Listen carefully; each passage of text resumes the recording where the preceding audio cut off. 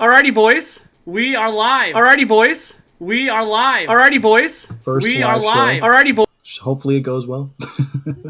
Yeah, hopefully it does go well. I've already had one mistake happen just now. I had the YouTube feed in my ears just now, so it was like an echo chamber of hearing myself over and over again. So I'm sure that'll come across great on the audio. So good for me. But yeah, we're live here. Uncle Sam's Soccer Podcast, first ever YouTube live stream.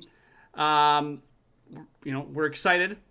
I've wanted to do this for a while. I've wanted to do this since like Armand was on the show, so this goes back like 2 years, and we finally made it happen. So, listeners, hopefully, you guys enjoy this as much as we will. I've kind of always wanted to say this. Make sure you click that like button, leave a comment, and smash that subscribe button. I'm a YouTuber now, so it feels pretty good. But no, seriously, come hang out with us. We'll try to do this maybe once a week, maybe every Sunday night or so around this time. Hang out for an hour, talk a little soccer. Maybe we'll talk other stuff too. I don't know. We got an hour to fill, so we'll see what happens. Hey, Miggy Garcia, how is it going? Thanks for joining us. Look at that first comment. Wow. For people, I am. By the way, I'm illegally. I'm using quotes here. Illegally,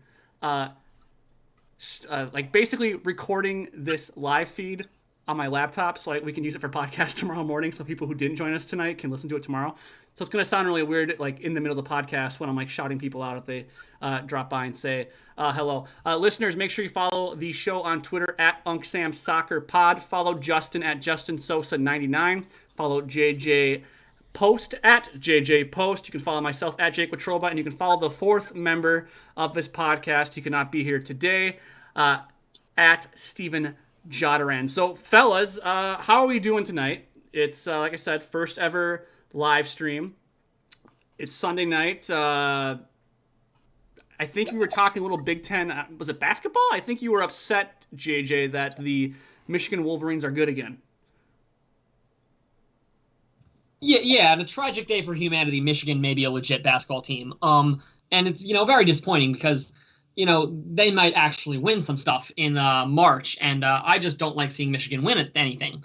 I get that Wisconsin and Michigan aren't supposed to be rivals, but, they've beaten us twice already my freshman year, and they've kind of been on my nerves since they beat Rutgers 78-0 in football once. That was kind of a very salty moment. So, yeah, I don't enjoy Michigan being good at stuff, so hopefully at least we'll get another football season of mediocrity in the fall to look forward to if they make some hay in March. Hey, at least you're not a Gopher fan. I just want to throw that out there, okay? At least you don't go to the U of M. At least you don't have to deal with Gopher football breaking your heart every which way possible.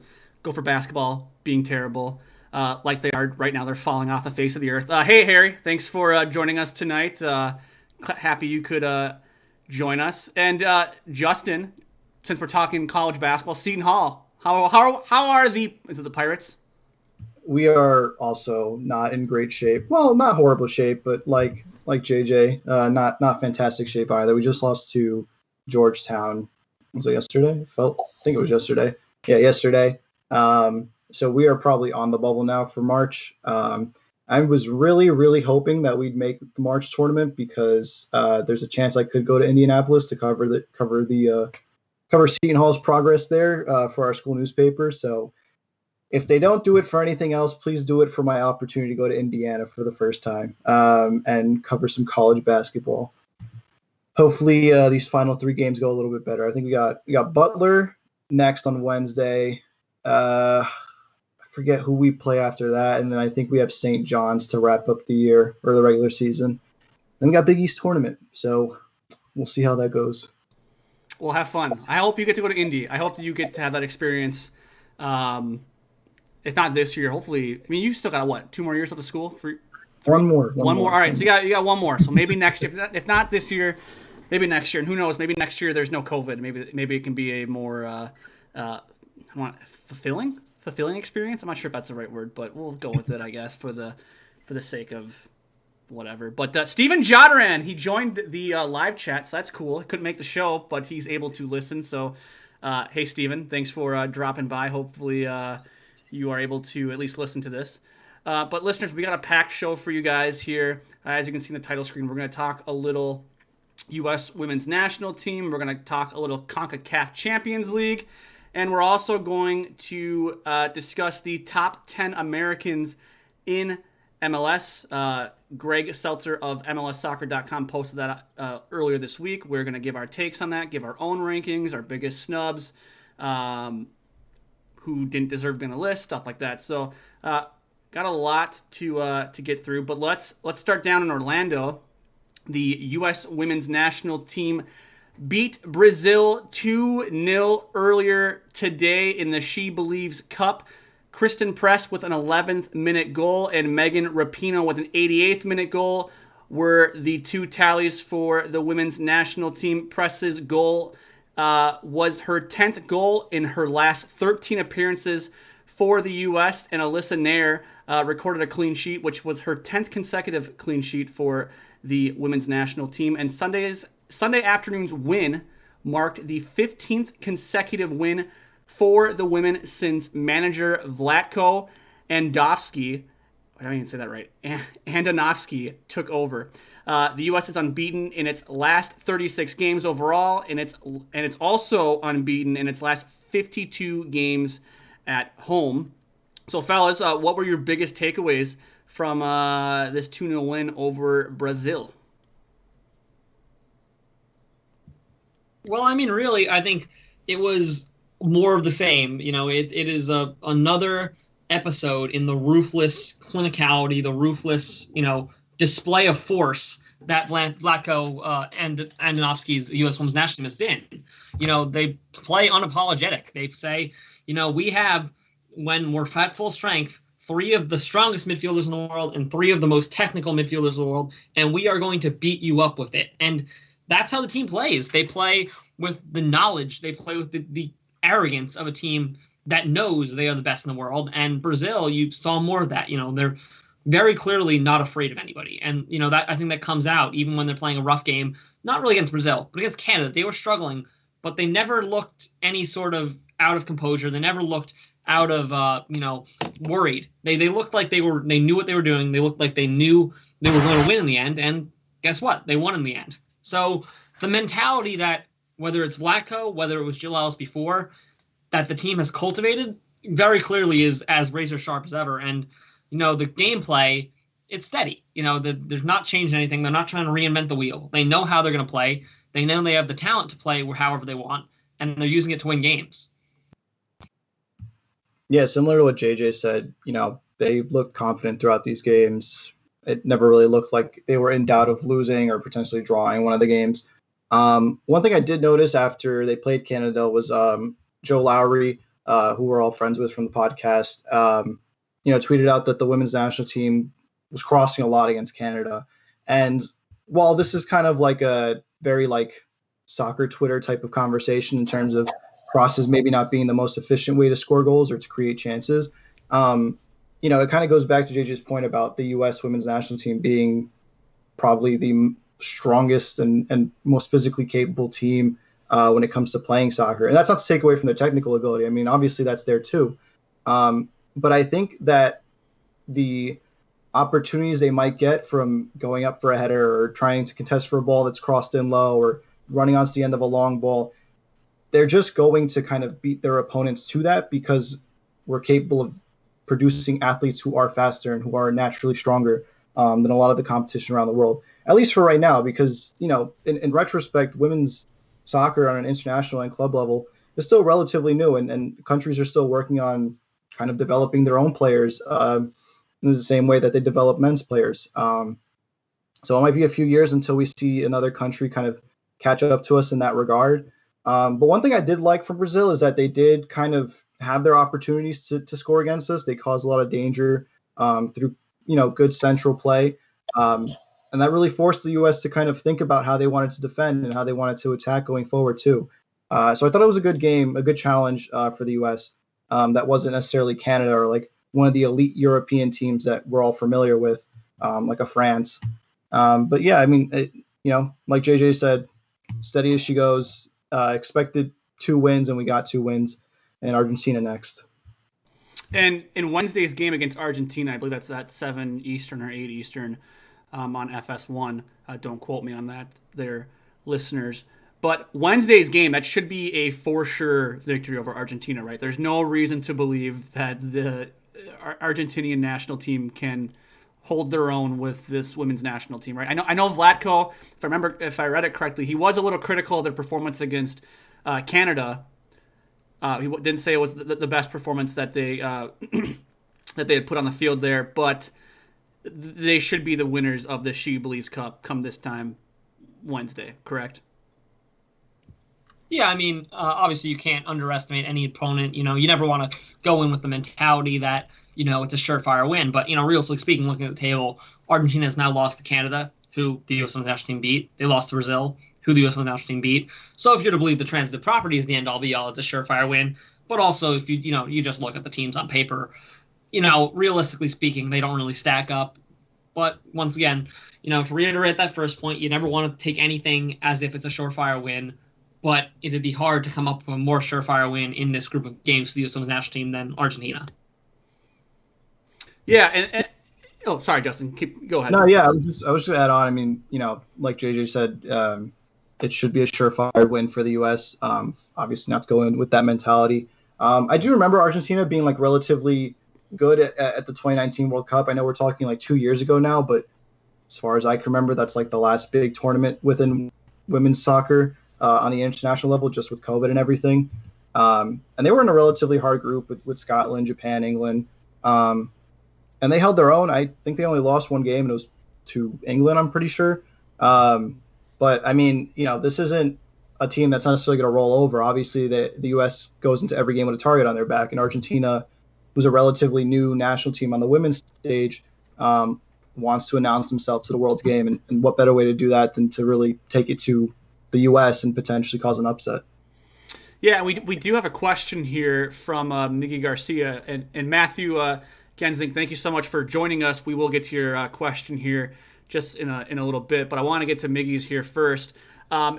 He inquires, did you guys watch all the game against Canada and obviously this game upcoming here Wednesday against Argentina? He wants to know, how do you see this U.S. attack versus a strong Argentine defense, because Argentina did a good job earlier today despite conceding late? Yeah, I mean, Argentina is not to be underestimated in terms of, how they're going to come out and approach you, because like, you said, against Canada today, they kept it to a very good, Canada is not the best team in the world. They're probably not even top 5. But, they have a talented core. It's not for a lack of ability on that Canadian side that they're not a top team. And Argentina went toe-to-toe with them today. The issue is Canada is not a top 5 team, and the U.S. Women's National Team is by some distance the top team. But here's the thing. The U.S. Women's National Team is kind of running on second gear right now. I don't think many people will dispute that this is not the best iteration of the U.S. Women's National Team we've seen under Vlatko. It's not the best iteration we've seen since the World Cup. It's just, kind of a team that looks like they haven't played a lot of competitive soccer. And in the case of the NWSL players, that's very much the case. They haven't played in several months. So, it's a team that's kind of running on second level. It's not at the full steam ahead, but, if they can put in a competent performance, if they don't beat themselves, if they can, just do the little things, they should be able to kind of work around an Argentina team that just does not have the raw ability that the U.S. Women's National Team, has kind of become their hallmark. Just, playing shameless. Well, we're better than you and we're going to beat you, bully ball.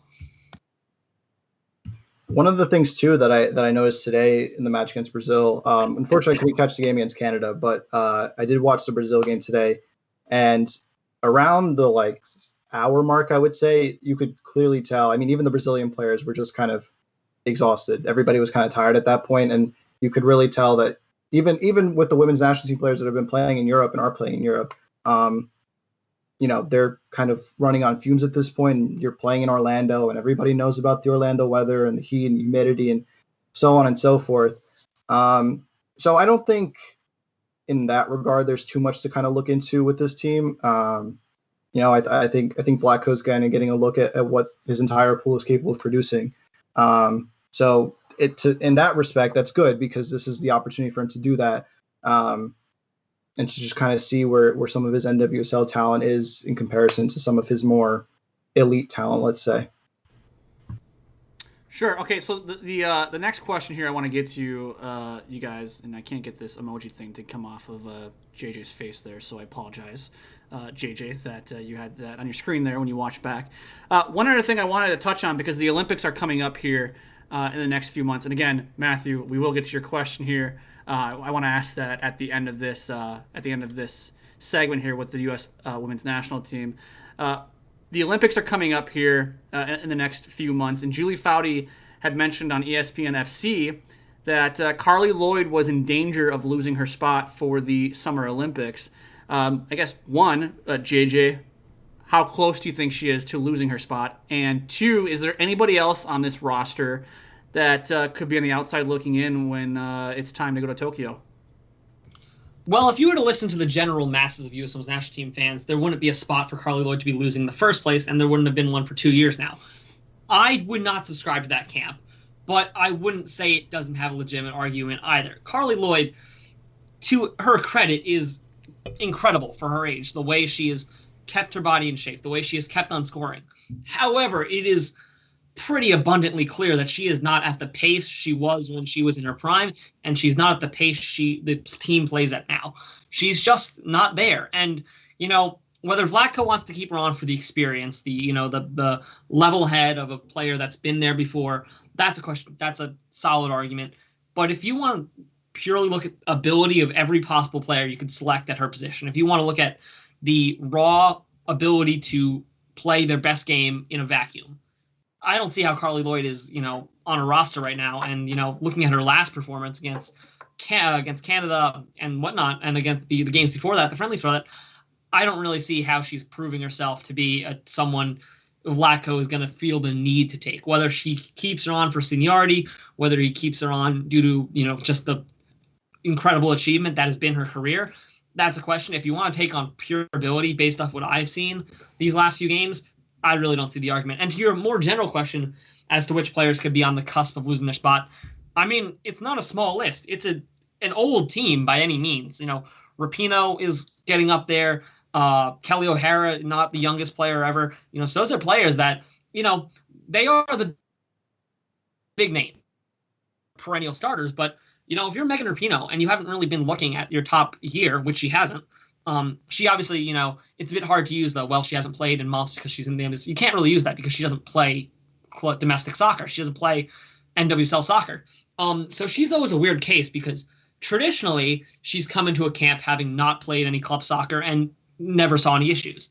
But whether it's a form of rust or not, Megan Rapinoe is not looking like the player she was in her prime.